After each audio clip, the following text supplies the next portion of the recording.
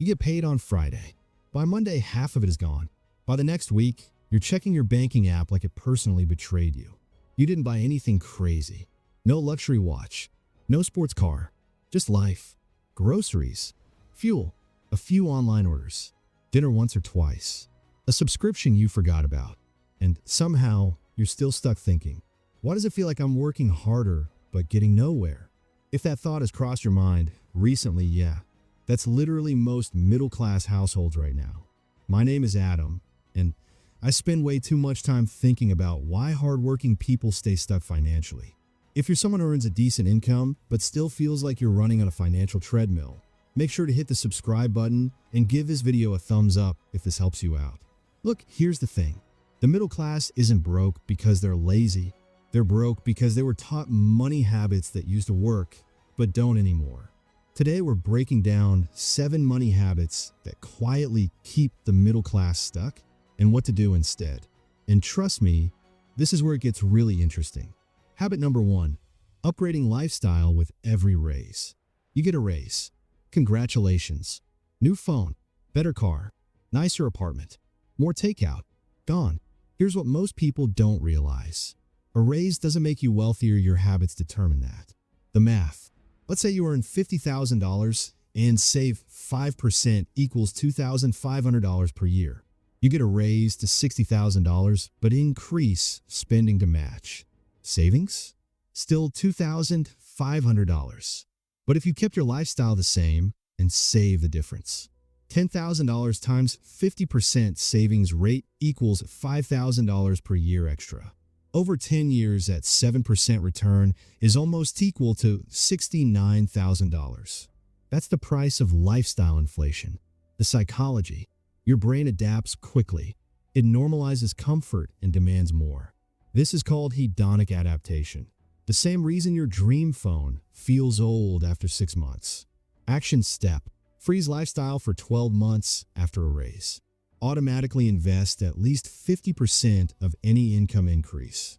Habit number 2, confusing monthly payments with affordability. It's only $400 a month. Look, that sentence has destroyed more wealth than bad investments ever have. The trap. Car, $400 per month. Phone, $70 per month. Subscriptions, $60 per month. Furniture financing, $120 per month. Total, $650 per month, $7,800 per year. Invest that instead for 20 years at 7% is almost equal to $320,000. This is where it gets really interesting. The middle class doesn't buy expensive things. They buy cheap payments on expensive things. The psychology. Monthly framing tricks your brain into ignoring total cost. Behavioral economists call this payment framing bias. Action step. Always ask, what's the total cost? What's the opportunity cost? Habit number 3, treating homes as investments first, shelter second. Now, you might be thinking, but Adam, real estate always goes up. Not always. And even when it does, it's not that simple. The hidden costs. On a $300,000 home, property tax, $3,600 per year. Maintenance, 1%, $3,000 per year. Insurance, $1,200 per year. Interest, tens of thousands. That's easily $8,000 to $10,000 per year before equity. The reality. Historically, U.S. home prices have grown about 3 to 4% annually after inflation. Case-Shiller data. The stock market? About 7% after inflation. Homes build stability, not necessarily wealth. The psychology. Ownership feels like progress. Renting feels like stagnation.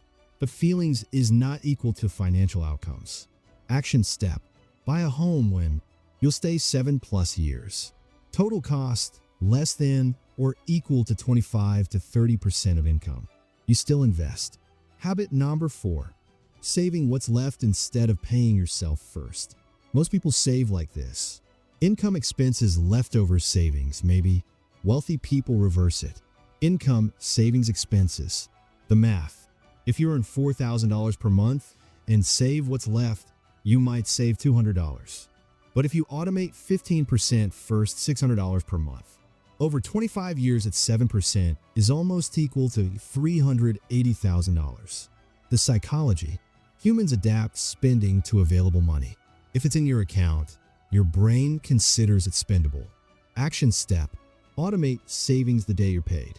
Treat savings like a non-negotiable bill. Habit number 5: believing higher income will solve everything. Here's what most people don't realize. Middle class stress isn't caused by low income. It's caused by fragile finances.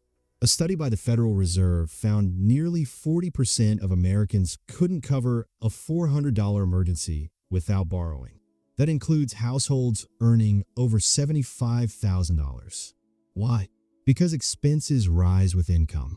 Story example: 2 families. Family A: income $45,000. Expenses $40,000. Savings $5,000 per year. Family B: income $90,000. Expenses $88,000. Savings $2,000 per year. Higher income, lower progress. Action step: measure success by savings rate, net worth growth, months of emergency fund, not income alone. Habit number 6: outsourcing financial thinking. Someone else will handle it. Financial advisor, employer pension, government retirement. Look, support is helpful. Blind trust is dangerous. The reality: pensions are disappearing. Social safety nets are strained. Retirement responsibility is shifting to individuals. In the U.S., over half of private sector workers lack employer-sponsored retirement plans. Bureau of Labor Statistics. The psychology: delegation reduces anxiety, but also reduces control. Action step: learn the basics. Index funds, compound interest, tax-advantaged accounts. You don't need to be an expert, just informed. Habit number 7: optimizing for appearances instead of freedom. This one stings. The middle class often spends to look stable rather than become secure. Nice cars signal success. Big house signals progress. Brand clothes signal status. But signals don't build wealth. Ownership does. The analogy: it's like renting a movie set version of a mansion. Looks real, isn't. The psychology: status anxiety is powerful. Humans compare upward by default. Action step: ask before purchases. Does this increase freedom or just appearance? Why these habits persist? Now, you might be thinking, if it's so obvious, why do we keep doing it? Because the system rewards consumption. Ads normalize debt. Social media normalizes luxury. Financing normalizes overspending. And no one teaches the math. The turning point: a different framework. Here's a simple framework to escape the trap. 1. Increase savings rate before lifestyle. Target 20 to 30%. 2. Avoid monthly payment thinking. Focus on total cost. 3. Automate wealth building. Invest before spending. 4. Separate status from self-worth. Your net worth is not equal to your value as a person. A story that changes perspective. I once spoke with a guy, mid-40s, solid job, 6-figure income, who said he felt broke. He had 2 car payments, private school tuition, mortgage stretching his budget, credit card balances. From the outside, successful. From the inside, financially fragile. Contrast that with a teacher earning half as much who drove a paid-off car, invested 20%, lived below means. Net worth after 20 years. This is where it gets really interesting. Wealth isn't about what you earn. It's about what you keep and grow. Immediate action plan. Start today. Step 1. Calculate your freedom number. Monthly expenses times 25 equals rough financial independence target. Step 2. Automate 15% savings, even if it hurts. Step 3. Eliminate 1 monthly payment. Redirect to investments. Step 4. 30-day pause rule. Wait before non-essential purchases. Step 5. Track net worth quarterly. What gets measured improves. Final thoughts. Look, the middle class isn't failing. It's following outdated rules in a changed economy. But here's the good news. Small habit shifts compound. Awareness creates control. And financial freedom is built quietly, not displayed loudly. If this video made you rethink even one habit, that's the first step. Hit subscribe if you want practical, no-nonsense financial education that actually helps you move forward. And remember, wealth isn't about looking rich. It's about never worrying about money again.